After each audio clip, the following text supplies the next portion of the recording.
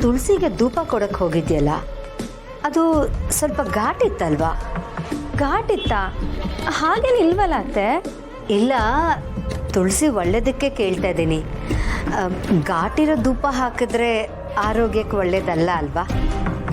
ನಿಜವಾಗ್ಲೂ ಆ ಧೂಪ ಘಾಟಿರ್ಲಿಲ್ವಾ? ಯಾಕತ್ತೆ, ನಿಮಗೆ ನನ್ನ ಮಾತಿನ ಮೇಲೆ ನಂಬಿಕೆನೇ ಇಲ್ವಾ? ಇಲ್ಲಿ ನೋಡಿ, ಧೂಪ ಇಲ್ಲೇ ಇದೆ,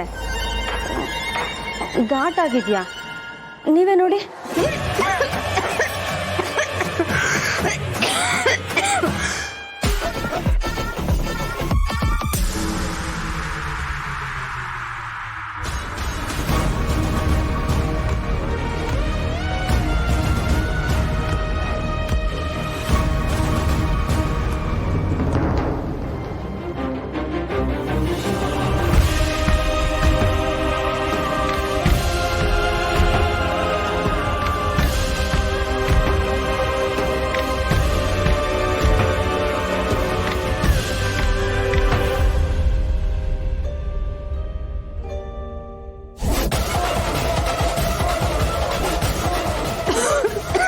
ಏನತ್ತೆ, ಧೂಪ ಘಾಟ್ ಆಗಿದ್ಯಾ?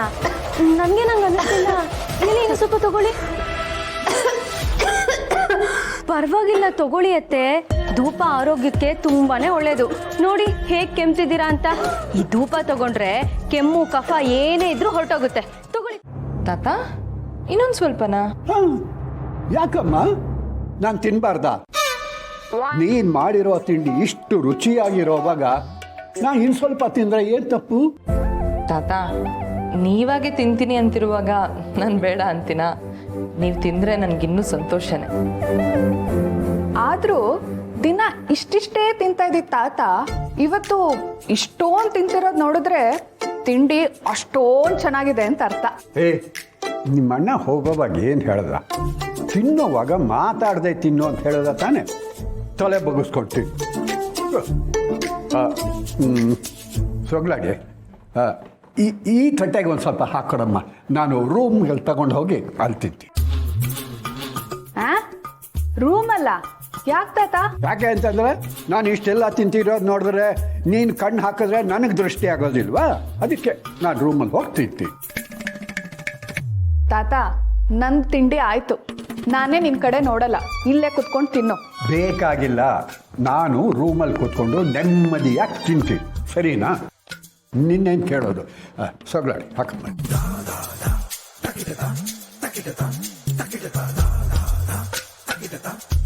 ತಾತ, ನೀರು ತಂದು ಕೊಡ್ಲಾ?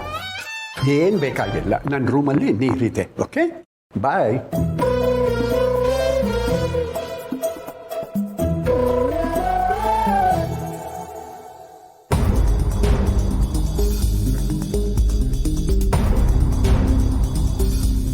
ಸಿರಿ, ತಾತ ಯಾಕೋ ವಿಚಿತ್ರವಾಗಿ ಮಾತಾಡ್ತಿದಾರಲ್ವಾ? ಇಷ್ಟೊಂದು ತಿಂಡಿ ತಿಂದಿದ್ದನ್ನ ನೀನು ಯಾವತ್ತಾರು ನೋಡಿದ್ಯಾ? ಆದರೆ ತಾತಂಗೆ ತಿಂಡಿ ಇಷ್ಟ ಆಗಿದೆಯಲ್ಲ. ಇಷ್ಟ ಆದರೂ ಅಷ್ಟೊಂದು ತಿನ್ನಕ್ಕಾಗತ್ತಾ?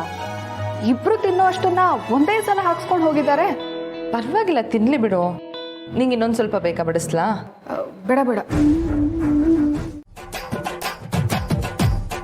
ನೀನು ತಿನ್ನೋಕೆ ತಂದಿದ್ದೀನಿ. ನನ್ನನ್ನು ಎಷ್ಟು ಚೆನ್ನಾಗಿ ಅರ್ಥ ಮಾಡ್ಕೊಂಡಿದ್ದೀರಾ ದತ್ತವ್ರೆ. ನಿಮಗೆ ನಾನು ಕೈ ಎತ್ತು ಮುಗಿಬೇಕು ಅನ್ಸುತ್ತೆ. ಅದೇನು ಮಾಡಲಿ, ತಟ್ಟೆ ಇದೆ, ಕೈ ಮುಗಿಯೋಕ್ಕಾಗಲ್ಲ, ತಪ್ಪು ತಿಳ್ಕೊಬೇಡ.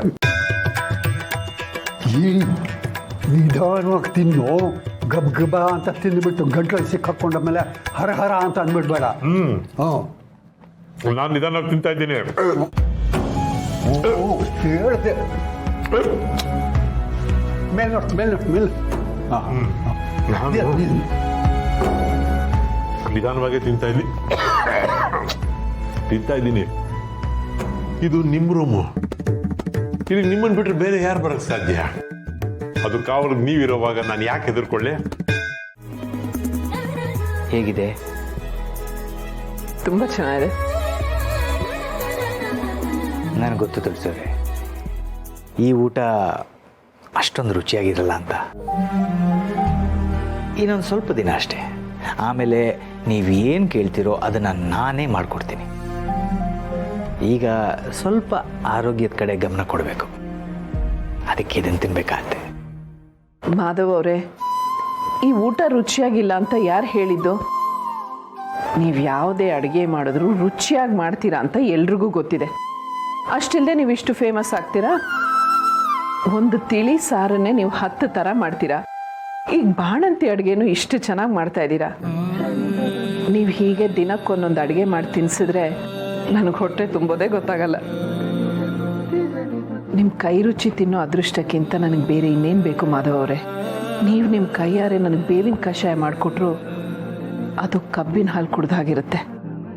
ನಾನು ಚೆನ್ನಾಗಿ ಅಡುಗೆ ಮಾಡ್ತೀನಿ ಅಂತ ಜನಗಳಿಗೆಲ್ಲ ಗೊತ್ತಿರ್ಬೋದು, ಆದರೆ ನೀವು ನನಗಿಂತ ಚೆನ್ನಾಗಿ ಅಡುಗೆ ಮಾಡ್ತೀರಾ ಅನ್ನೋದು ನನಗೆ ಗೊತ್ತು. ಎಲ್ಲರೂ ರಾಮನೇ ತುಂಬ ಶಕ್ತಿವಂತ ಅಂತ ಅಂದ್ಕೊಂಡಿರ್ತಾರೆ, ಆದರೆ ರಾಮನಿಗಿಂತ ಹೆಚ್ಚು ಶಕ್ತಿ ಇದ್ದಿದ್ದು ಹನುಮಂತನ ಭಕ್ತಿಗೆ. ಇಲ್ಲೂ ಹಾಗೆ ನಾನು ಮಾಡೋ ಅಡುಗೆಗಿಂತ ಜಾಸ್ತಿ ರುಚಿ ಇರೋದು ನೀವು ನನ್ನ ಮೇಲೆ ತೋರಿಸೋ ಪ್ರೀತಿಗೆ.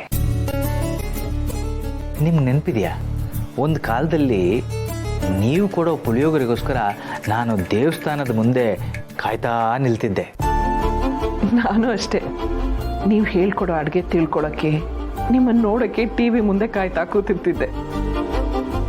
ಆದರೆ ಇವತ್ತು ನಾವಿಬ್ಬರು ಎಷ್ಟು ಹತ್ತಿರ ಆಗಿದ್ದೀವಿ. TV ಮುಂದೆ ಕಾಯ್ತಾ ಕೂತಿದ್ದೋಳು ನಿಮ್ಮನ್ನೇ ಎದುರು ಕೂರಿಸ್ಕೊಂಡು ನಿಮ್ಮ ಕೈಯಾರೆ ಊಟ ಮಾಡ್ತಾ ಇದ್ದೀನಿ. ನಾನು ಎಷ್ಟು ಪುಣ್ಯವಂತೆ ಮಾಧವ್ ಅವರೇ. ನನ್ನ ಜೀವನನೇ ಮುಗಿದೋಯ್ತು ಅಂದ್ಕೊಂಡಿದ್ದಾಗ ನನಗೆ ಹೊಸ ಜೀವನ ಕೊಟ್ಟ ದೇವತೆ ನೀವು. ಹಾಗೆ ನೋಡಿದ್ರೆ ನನ್ನ ಮನಸ್ಸಿಗೆ ಮರುಜನ್ಮ ಕೊಟ್ಟೋರೇ ನೀವು. ನಿಜವಾಗ್ಲೂ ನಾನು ತುಂಬ ಪುಣ್ಯ ಮಾಡಿದ್ದೆ ತುಳಸಿಯವರೇ.